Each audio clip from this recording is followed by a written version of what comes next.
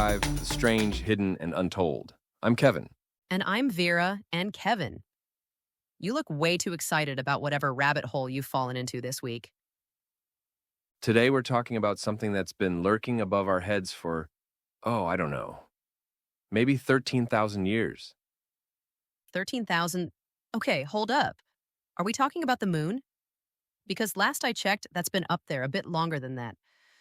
No. Something much more mysterious, something dark, something that's been watching us, transmitting signals, and driving conspiracy theorists absolutely wild for decades. Oh God, we're doing aliens again, aren't we? We're doing the Black Knight satellite, The what now? That sounds like something out of a Batman movie. right? But here's the thing, Vera. This isn't just some random UFO story. This is a legend that's been building for over a century, piece by piece, story by story. And the really wild part? Some of the most famous evidence comes from NASA itself. Okay, now you have my attention. NASA doesn't exactly scream conspiracy theory. That's what makes this so fascinating. So buckle up, because we're about to dive into one of the most enduring space mysteries of our time. And I'm going to tell you right now, the truth is way weirder than fiction. All right, I'm ready. Lay it on me. So, to really understand the Black Knight satellite, we need to go way back. Like, way back to 1899. 1899? Kevin, the Wright brothers hadn't even figured out how to fly yet. Exactly. And that's what makes this first piece of the puzzle so intriguing. Picture this. It's 1899, and Nikola Tesla.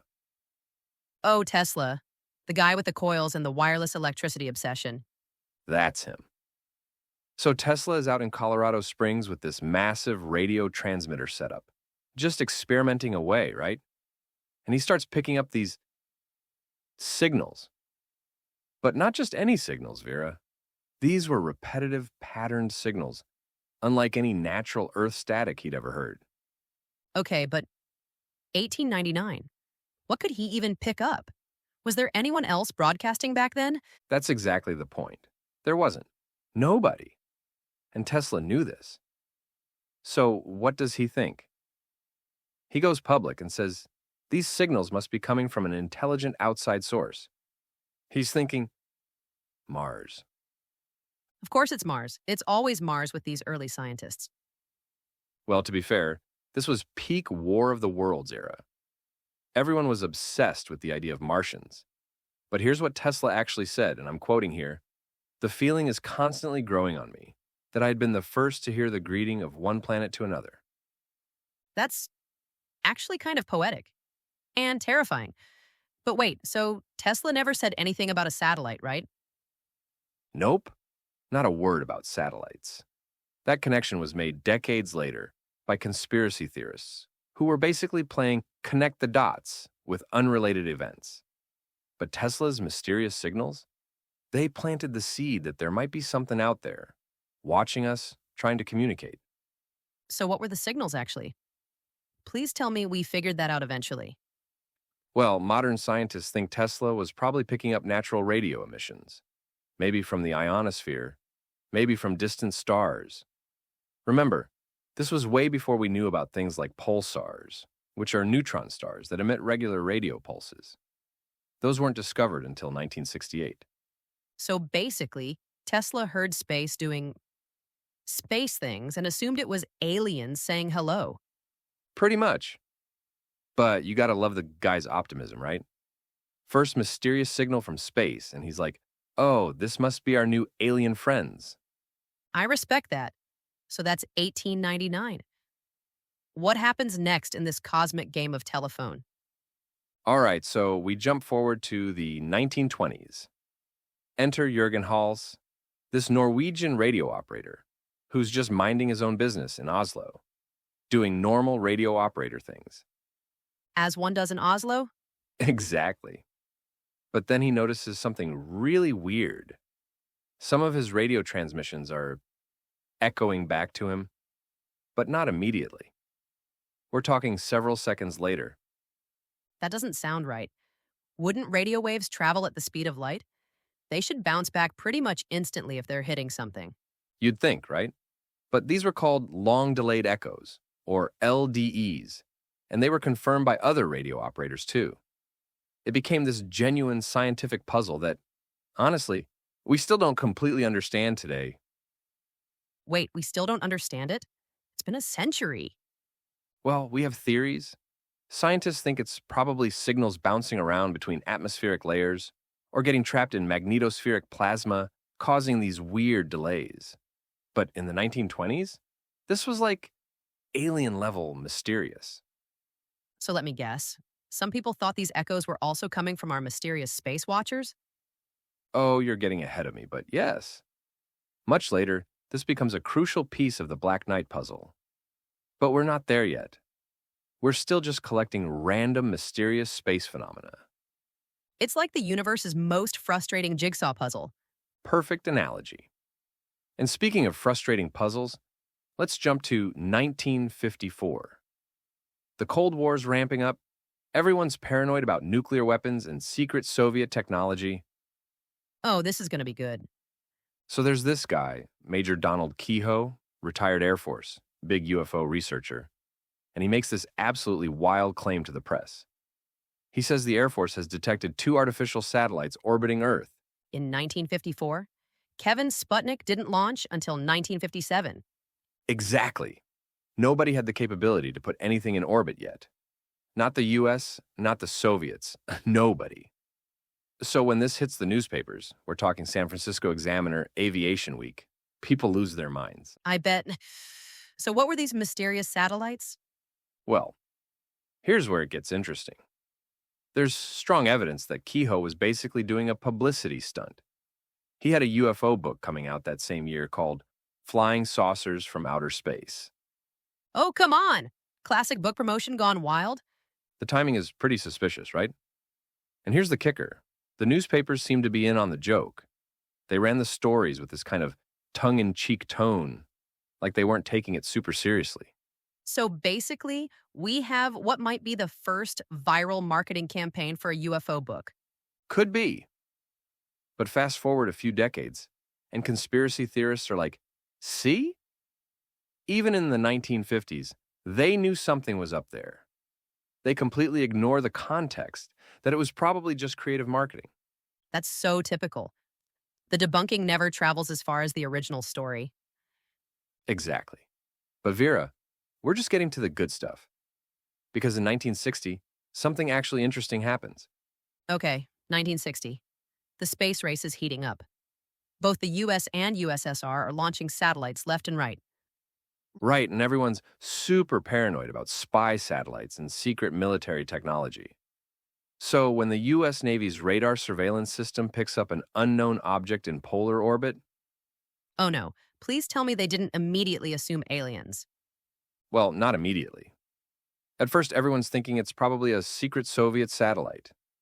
This is February 1960, height of the Cold War. The Department of Defense classifies the sighting and even briefs President Eisenhower about it. Eisenhower? Damn, they were taking this seriously. For 3 whole weeks, this mystery object is front-page news. Dark satellite of unknown origin. Headlines everywhere.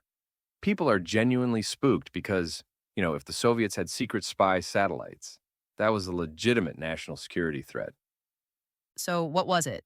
Don't leave me hanging here. American space junk. Oh, come on. I'm serious. It was wreckage from the U.S. Discover program. Specifically, the missing capsule from Discover 5, which had launched in August 1959 and was supposed to come back down to Earth, but the retro rocket misfired and accidentally boosted it into a higher orbit. So we were basically scared of our own garbage floating around in space. Pretty much. But here's why it was confusing.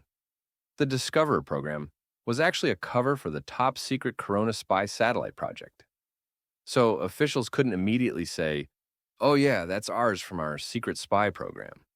Ah, so the secrecy around the real purpose made it seem more mysterious than it actually was? Exactly.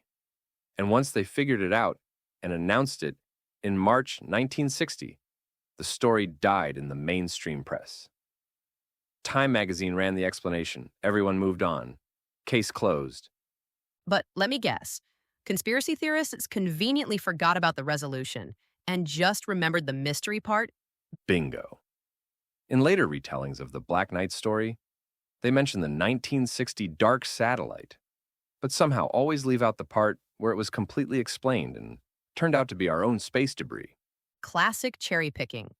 So we've got Tesla's signals, mysterious radio echoes, fake satellites, and real space junk. What's next in this cosmic soap opera? Oh, Vera, now we get to the astronaut testimony. Because nothing validates a conspiracy theory quite like someone in a spacesuit seeing something weird, right? Oh God, please tell me this isn't going where I think it's going.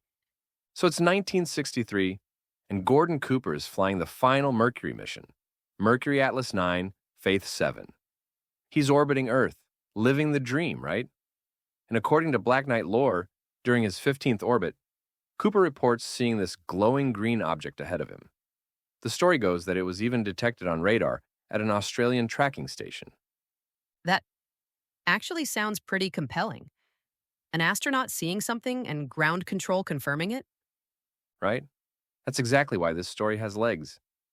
But here's the thing, Vera. Cooper never reported any such sighting. What? I'm serious. Mission transcripts, official reports, Cooper's own later statements, there's no record of him seeing any UFO during that mission. He literally said he never saw anything unusual during the flight. So where the hell did this story come from? Well, here's where it gets interesting. Cooper was actually pretty open about UFO phenomena later in his career. He believed in the possibility of extraterrestrial visitors and even claimed to have seen UFOs when he was an Air Force pilot in the 1950s. So conspiracy theorists took his general openness about UFOs and just made up a specific incident? Exactly. They took a guy who was known for saying, yeah, UFOs might be real, and invented this dramatic space encounter that never happened.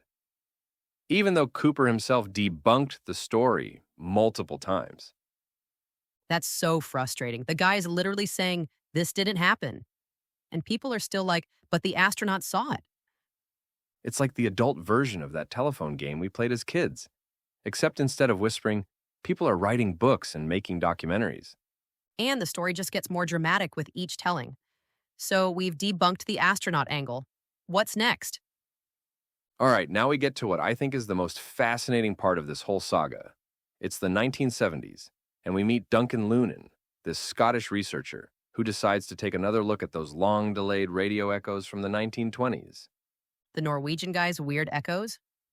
Those are still unsolved? Right, so Lunan gets this creative idea. He's like, what if these aren't just random atmospheric effects? What if they're actually coded messages? So he takes all the delay data and starts plotting it on graphs, looking for patterns. That actually sounds kind of scientific. I'm intrigued.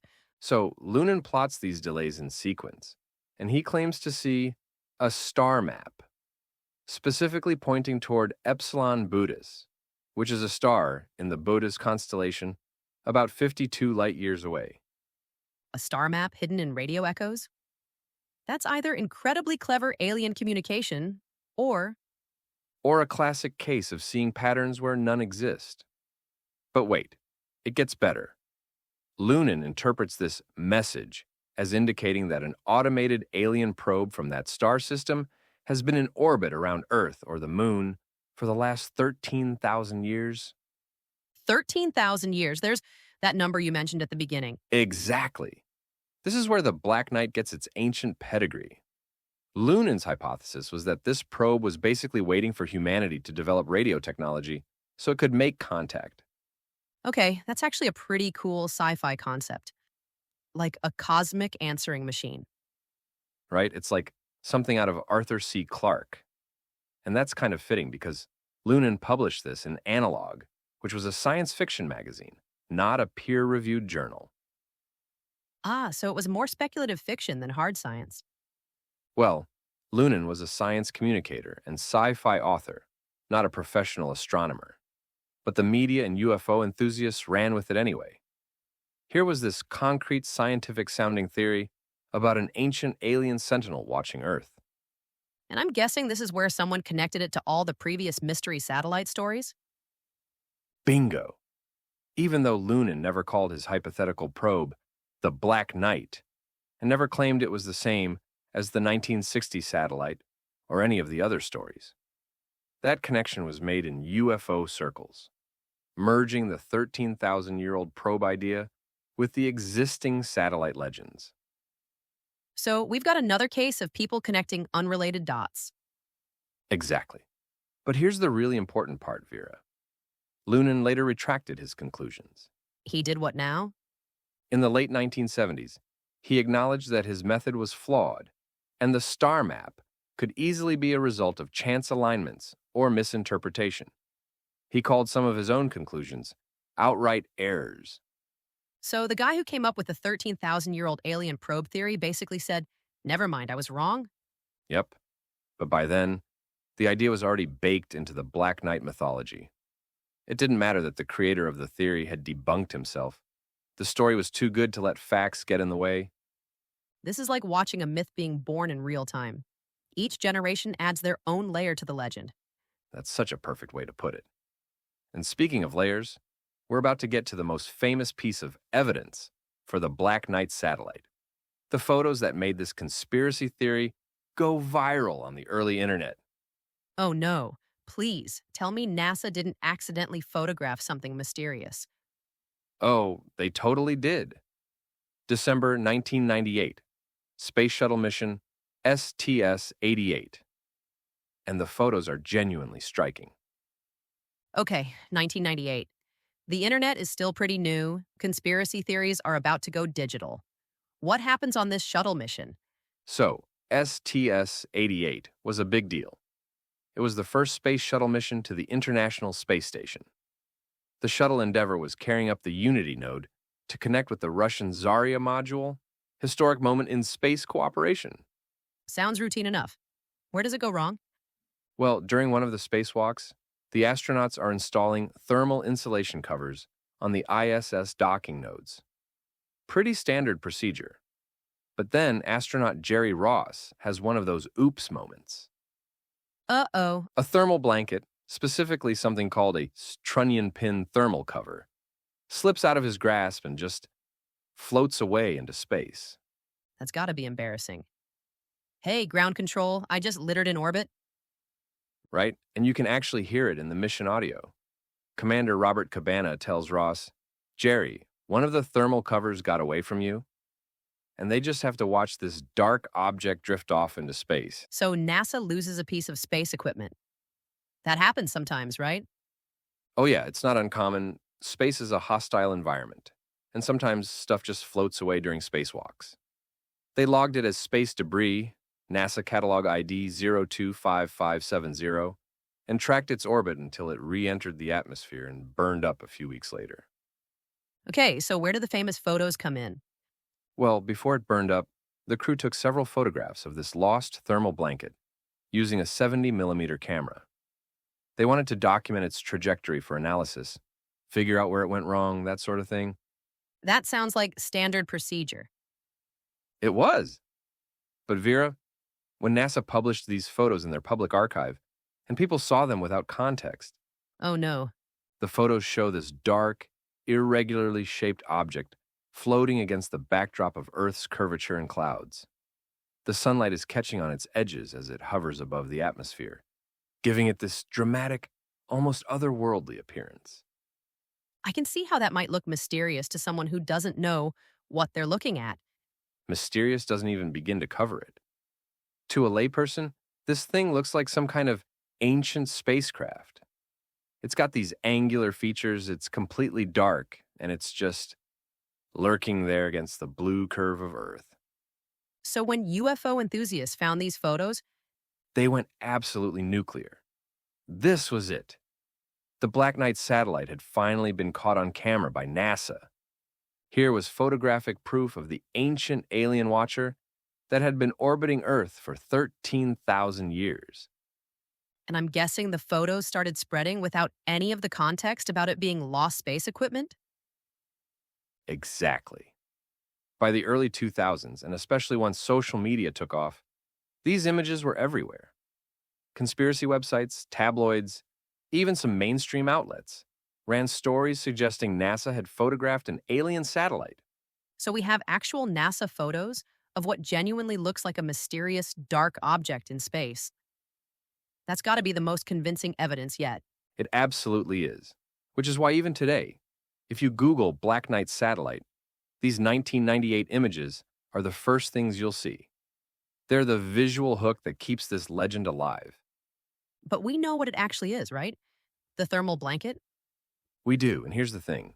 The information was available the whole time. James Oberg, who's a former NASA mission control specialist and spaceflight historian, he actually worked on the STS-88 mission. So he was there when it happened? Yeah, and he's spent years documenting how these photos got misinterpreted. He's talked to the crew members, Jerry Ross, Commander Cabana, cosmonaut Sergei Krikalev, who took some of the pictures. And they all confirmed it was just the lost thermal cover. So the people who were actually there, who saw it happen, are saying, guys, we literally dropped this thing and watched it float away. Exactly. Oberg even noted that the blanket's odd tumbling motion and crumpled shape in the photos created some of the weirdest looking images of what was ultimately just a piece of trash. It's like the cosmic equivalent of a plastic bag blowing in the wind, but from the right angle and lighting, it looks like a UFO. That's actually a perfect analogy, and here's what makes it even more frustrating for the conspiracy debunkers. NASA's website reorganized their archives over the years. So some of the original photo links changed. Oh, let me guess. Conspiracy theorists took that as evidence that NASA was trying to cover up the photos? Bingo! NASA is scrubbing the evidence, when in reality the photos were always publicly available, just moved to different database locations. So we have the most compelling visual evidence of the Black Knight satellite, and it turns out to be a piece of insulation that an astronaut accidentally dropped. That's almost poetic in its mundaneness. Right? And here's the thing that really drives home how this became mythology. The object behaved exactly like you'd expect a lightweight piece of debris to behave. It slowly drifted away. It didn't maintain any kind of position, and it eventually deorbited and burned up. As opposed to an ancient alien probe, which you'd think would have some kind of propulsion or station-keeping capability. Exactly. If this thing had been a sophisticated alien artifact, why would it just tumble helplessly through space and then burn up in the atmosphere? Unless alien technology from 13,000 years ago was really, really bad.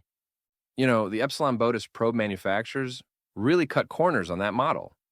Okay, so we've gone through all the major pieces of this puzzle. Tesla's signals, mysterious radio echoes, fake and real satellites, non-existent astronaut sightings, retracted alien probe theories, and NASA photos of space trash. When you lay it all out like this, it's pretty clear that the Black Knight satellite is just myth. Right, and that's exactly what mainstream scientists, historians, and even many UFO researchers say. Martina Redpath, who's an education officer at the Armagh Planetarium, put it perfectly. She called the Black Knight a jumble of completely unrelated stories, chopped up, stirred together, and stewed on the internet to one rambling and inconsistent dollop of myth. Dollop of myth.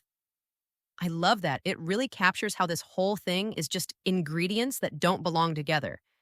And every single component has a perfectly reasonable explanation. Tesla's signals? Probably natural radio noise or equipment interference. Long-delayed echoes? Atmospheric effects? The 1950s satellite reports? Marketing stunts?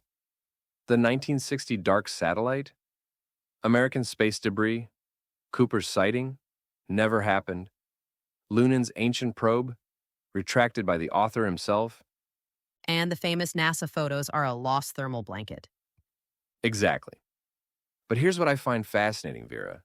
Even with all this debunking, even with clear explanations for every piece of the puzzle, the Black Knight satellite legend just persists. Why do you think that is? I mean, we've pretty thoroughly destroyed this story.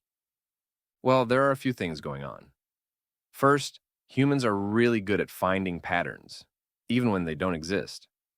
We're wired to connect dots and create narratives. It's how we make sense of the world. So the Black Knight legend is literally our pattern-seeking brains run amok? In a way, yeah. Plus, think about the cultural appeal. This story has everything: ancient aliens, government cover ups, astronaut witnesses, NASA photos, mysterious signals. It hits all the conspiracy theory sweet spots. And in an age where people are more interested than ever in UFOs and alien life, a story like this is irresistible. Right. Even with all the recent UAP disclosures and government acknowledgments of unexplained phenomena, people still gravitate toward these older, more dramatic legends. It's like the Black Knight has become this cultural touchstone for the idea that we're being watched by aliens. Even if it's not real, it represents something people want to believe. You know, Kevin, as we've been talking about this, I keep thinking about the people who genuinely believe in the Black Knight satellite. I don't want to just dismiss them as gullible or stupid. That's really important, Vera. I think a lot of Black Knight believers are actually quite intelligent people who are genuinely curious about the universe and the possibility of alien life. Right? The desire to believe we're not alone in the universe is pretty universal, isn't it? And when you're presented with what seems like compelling evidence, Exactly. If I hadn't done all this research, if I just saw those NASA photos without context, I might think they looked pretty mysterious too. and there's something appealing about being part of a group that knows the truth about something the mainstream dismisses. It makes you feel special, like you're more perceptive than other people. Plus, conspiracy theories often provide simple explanations for complex phenomena. Instead of accepting that space is complicated and full of mundane debris and natural phenomena we don't fully understand, it's easier to say aliens. It's like how ancient cultures created myths to explain natural phenomena they couldn't understand. Thunder and lightning became gods fighting in the sky. That's a perfect analogy. The Black Knight satellite is our modern myth for explaining the mysterious and unknown in space. And just like ancient myths, it says more about us, our fears, our hopes, our desire for meaning, than it does about the actual phenomena it's trying to explain. Right? The Black Knight tells us that humans desperately want to believe we're being watched over, that we matter on a cosmic scale, that we're not just alone on a tiny planet in an indifferent universe. Which is actually kind of beautiful in a way. Even if the satellite itself is fiction, the longing it represents is very real and very human. And that's not something we should mock or dismiss. The questions the Black Knight raises: are we alone? How would we recognize alien contact? What's our place in the universe? Those are some of the most profound questions humans can ask. We just need to make sure we're looking for answers in the right places, with the right tools, and with appropriate skepticism. Exactly. Wonder is essential, but so is wisdom. All right, Kevin, we've been at this for a while now. What's your final take on the Black Knight satellite? Well, Vera, I think we've pretty definitively established that there's no 13,000-year-old alien probe orbiting Earth. The Black Knight satellite, as described in conspiracy theories, simply doesn't exist, But the story itself exists, and it's fascinating for completely different reasons than believers intend. right? It's a perfect case study in how myths are born and evolve in the information age, how disconnected events get woven into compelling narratives, how our desire for wonder and meaning can sometimes override our critical thinking. And how the internet can amplify and preserve stories long after they've been debunked. But you know what? I'm okay with that. I'd rather live in a world where people are curious and imaginative and maybe sometimes wrong than in a world where nobody bothers to look up at the sky and wonder what might be out there. That's a lovely way to put it. The Black Knight satellite believers are wrong about the facts, but they're right about the importance of the questions. Exactly. And who knows? Maybe someday we really will find evidence of alien technology in our solar system. When we do, I hope we approach it with the same careful scientific methodology that debunked the Black Knight, but with the same sense of wonder that made the Black Knight story so appealing in the first place. Wonder and wisdom, working together. Wonder and wisdom, I like that as our takeaway. So, what do you think? Dark Dive listeners, have we thoroughly convinced you that the Black Knight satellite is a modern myth? Or are there aspects of this story that still make you wonder? Let us know in the comments below. What other mysteries or theories should we dive into next?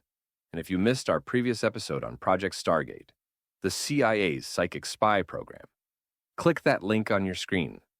Hit subscribe and the notification bell for new episodes every week. Like this video if it made you think, and share it with your conspiracy theory friends. Until next time, keep looking up, but bring some healthy skepticism with you. Thanks for joining us, Dark Dive listeners. I'm Vera, And I'm Kevin. and we'll see you in the next Dark Dive.